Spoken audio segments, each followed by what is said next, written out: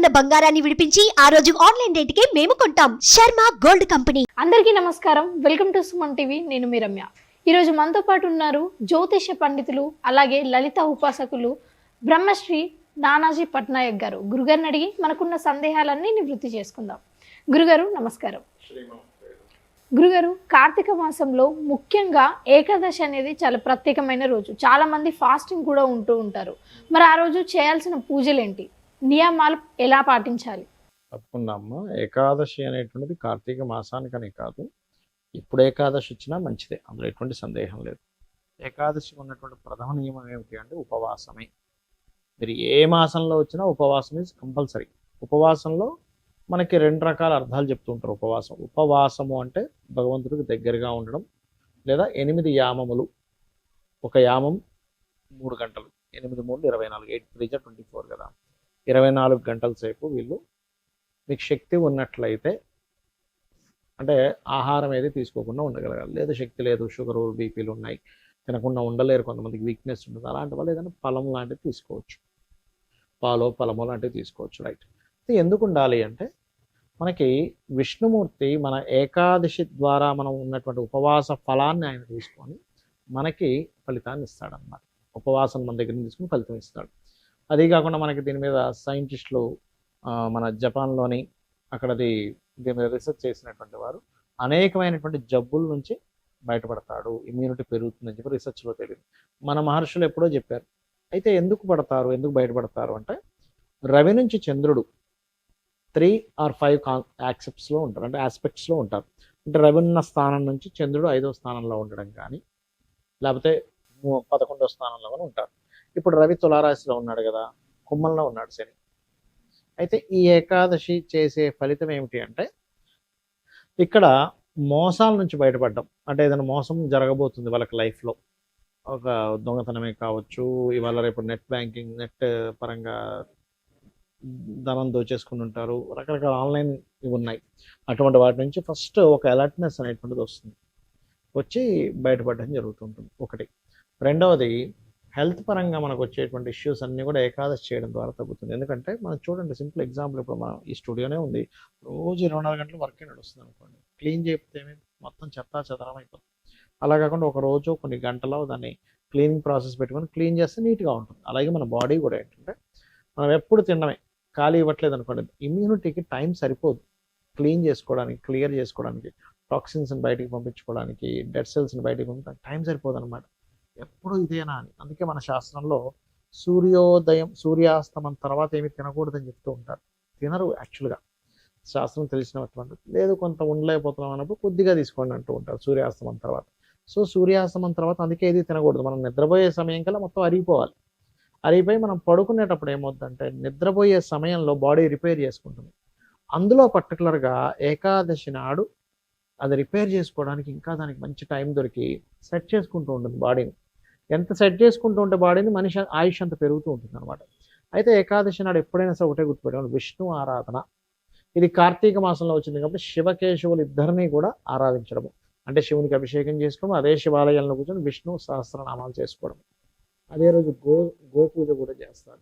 గోపూజ చేయడం అంటే గోవు దగ్గరికి వెళ్ళి చక్కగా 4 పాదాలకి పసుపది రాసి చక్కగా దాని చుట్టూ ప్రదక్షిణం చేసుకొని దానికి ఏదైనా చక్కగా బెల్లము తినిపిస్తారు.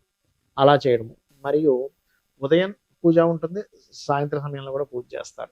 నెక్స్ట్ డే వెంటనే వీళ్ళు భోజనం చేయడము, అదేవిధంగా ఎవరికైనా పిలిచి అతిథికి కూడా భోజనం పెట్టడం చేస్తూ ఉంటారు ద్వాదశి నాడు.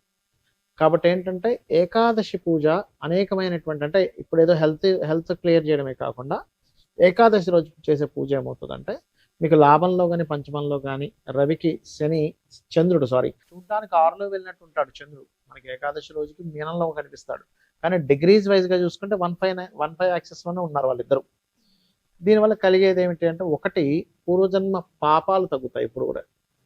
ఇప్పుడు మనకు చూడండి, ఏదైనా ఒక రోగం వచ్చింది, పూర్వజన్మ కృతం పాపం వ్యాధి రూపేణ పీడితం అంటూ ఉంటాం.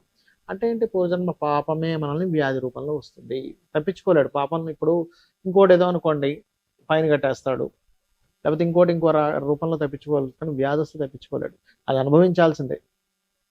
అంతే కదా, జ్వరం వచ్చింది, లేకపోతే కాఫ్ వచ్చింది, లేకపోతే ఇంకోటి ఏదో జబ్బులు వచ్చాయి, వాడు హాస్పిటలైజేషన్ అవ్వాలి, అనుభవించాలి, దాన్ని రోగాన్ని అనుభవించాలి, దాన్ని ఇమీడియట్లీ బయటకు తీసేయలేడు. ఏదో అదృష్టం కొద్దీ ఏదో లక్కీగా ఏదైనా ఒక మెడిసిన్ పడింది ఇమీడియట్లీ బయటకు వెళ్ళిపోతుంది, కానీ అంత ఈజీ కాదు బయటకు వెళ్ళిపోవడం అనేటువంటిది. అదే ఈశ్వరానుగ్రహం ఉండాల్సిందే దానికి. కాబట్టి పర్టికులర్గా రోగాల బారిన పడడం తక్కువ అవుతుంది ఏకాదశులు చేసే వాళ్ళకి. ఆయుష్ పెరుగుతుంది, అదేవిధంగా పూర్వజన్మ కర్మలు తగ్గుతాయి, ఉపాసన బలం పెరుగుతుంది. ఇవన్నీ జరగడం వల్ల ఏమవుతుంటుంది అంటే మనకి చూడండి, కొన్ని బ్యాడ్ పీరియడ్ అంటుంటారు చూసారా, ఈ దశ బాగాలేదు, ఇప్పుడు ఏలినాటి శని వచ్చింది, అష్టమ శని వచ్చింది అంటుంటారు చూసారా. వాటన్నిటికీ కూడా మీరు స్వయంగా ఇప్పుడు ఏంటి, ఒక 24 గంటల పాటు దేవతా దాంట్లో మీరు గడుపుతున్నారు అంటే ఏదో తినకుండా ఉండడం అంటే ఏదో కడుపు మార్చుకుని ఉండడం కాదు, మీరు చేసేటప్పుడు మర్చిపోవడం. ఇప్పుడు చూడండి, మనం ఒక్కోసారి ఒక ఆనందం వేసింది తినడం మర్చిపోతాం, దుఃఖం వచ్చింది తినడం మర్చిపోతాం. ఎందుకు? ఆ మైండ్ సెట్లో ఉన్నాం. అలా ఆ మైండ్ సెట్లో కంప్లీట్గా ఉండి అసలు నాకు ఇవేమీ తెలియదు, నేను అమ్మవారి ఆరాధనలో ఉన్నా, లేదా విష్ణు ఆరాధనలో ఉన్నా, శివారాధనలో ఉన్నా, నా మైండ్ సెట్ అంతా అక్కడే ఉంది అనేటువంటి భావంతో ఇది మర్చిపోవడం అనమాట చెప్పాలంటే. ఫుల్గా తిన్నాం అనుకోండి నిద్ర వస్తూ ఉంటుంది, ఇంకెక్కడ మనం చేస్తాం కదా. కాబట్టి ఏకాదశికి ఇది పాటించాలి. ఇది కనుక చేసినట్లయితే 100% వాళ్ళ లైఫ్ టర్న్ అవ్వడం జరుగుతుంది. నేను ఎక్కువ ఏకాదశులు చేసిన వాళ్ళ లైఫ్ స్టైల్ చూస్తే వాళ్ళకి బ్యాడ్ పీరియడ్ నడిచే టైంలో పెద్దగా వాళ్ళకి బ్యాడ్ జరగలేదు, కొంచెం పెద్ద యాక్సిడెంట్ జరగాలి, ఏదో చిన్న కార్ ఏదో బుక్కన ఏదో తగులుతుంది, ఏదో గీటు పడుతుంది, చిన్న డెంట్ వస్తుంది, అంతేమించి ఉండదు. అట్లాగే చిన్నవే కానీ పెద్దగా ఇబ్బంది ఏమీ ఉండదు వాళ్ళకి. గురుగారు, మరి కొంతమంది తెలిసి తెలియక ఏకాదశి రోజు చిన్న తప్పులు చేస్తూ ఉంటారు. అసలు ఏం చేయాలి, ఏం చేయకూడదు? ఒకటేనమ్మా, తెలియక చేశారు అంటే తప్పులేదు. దేవుడు చూస్తుంటాడు మీరు చేసే ప్రతి చర్య కూడా. మనం అనుకుంటాం ఎవరు చూడట్లేదు కదా అని అనుకుంటాం, కానీ మీరు చేసే ఎవ్రీథింగ్, మీరు అడుగు తీసి అడుగు చేసేది, మీరు తింటుంది, తాగుతుంది, మాట్లాడుతుంది, ఎవ్రీథింగ్ ఈజ్ రికార్డెడ్. 5 రికార్డ్ చేస్తుంటారు. నేత్రాలు, చెవుల దగ్గర ఉండే దేవతలు, సూర్యచంద్రులు ఇట్లా ఉంటారన్నమాట 5. ఆ 5 రికార్డ్స్ ఒకటే అవ్వాలి. సో మనం తెలియక చేస్తున్నటువంటి దాంట్లోకి వెళ్తుంది ఆ ఫలితం. కానీ తెలిసి కావాలని, దాని ఫలితం తెలిసి, ధర్మం తెలిసి, శాస్త్రం తెలిసి కావాలని కనుక చేస్తే దానికి మూల్యం కూడా అంతే చెల్లించుకోవాలి, అందులో ఎటువంటి డౌట్ లేదు. కాకపోతే ఏంటంటే తెలిసినా ఎందుకు చేస్తారు కొంతమంది అంటే బద్ధకం.